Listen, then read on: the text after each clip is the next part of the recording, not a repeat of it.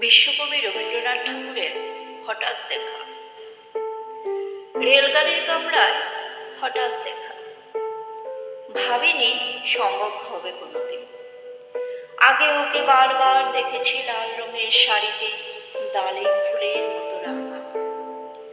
আজ পরেছে কালো রেশমের কাপড়, আঁচল তুলেছে মাথায় দোলন চাপার মতো চিকন গোল মুখখানি ঘিরে। মনে হলো কালো রঙে একটা গভীর দূরত্ব ঘনিয়ে নিয়েছে নিজের চারদিকে, যে দূরত্ব সর্ষে ক্ষেতের শেষ সীমানায় শালবনের নীলাঞ্জন। থমকে গেল আমার সমস্ত মনটা, চেনা লোককে দেখলেন অচেনার গাম্ভীর্যে। হঠাৎ খবরের কাগজ ফেলে দিয়ে আমাকে করলে নমস্কার। সমাজবিধির পথ গেল খুলে, আলাপ করলেন শুনে।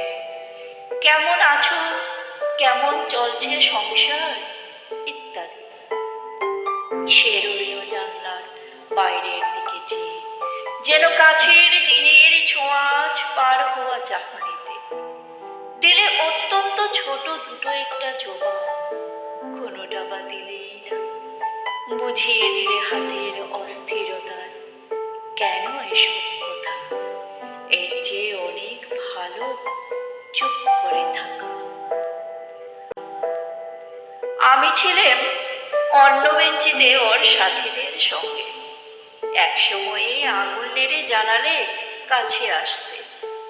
মনে হলো কম সাহস নয়। বসলুম ওর এক বেঞ্চিতে। গাড়ির আওয়াজের আড়ালেই বললে মৃদুস্বরে, কিছু মনে করো না। সময় কোথা সময় নষ্ট করবার?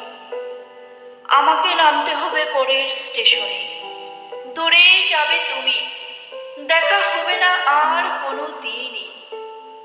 তাই যে প্রশ্নটার জবাব এতকাল থেমে আছে, শুনব তোমার মুখে। সত্য করে বলবে তো? আমি বললেম, বলবো।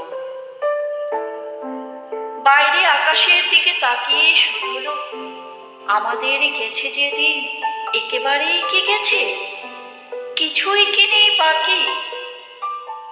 একটুকু রইলেম চুপ করে, তারপর বললেন, রাতের সব তারাই আছে দিনের আলোর গভীরে। খটকা লাগলো, কি জানি বানিয়ে বললেন নাকি।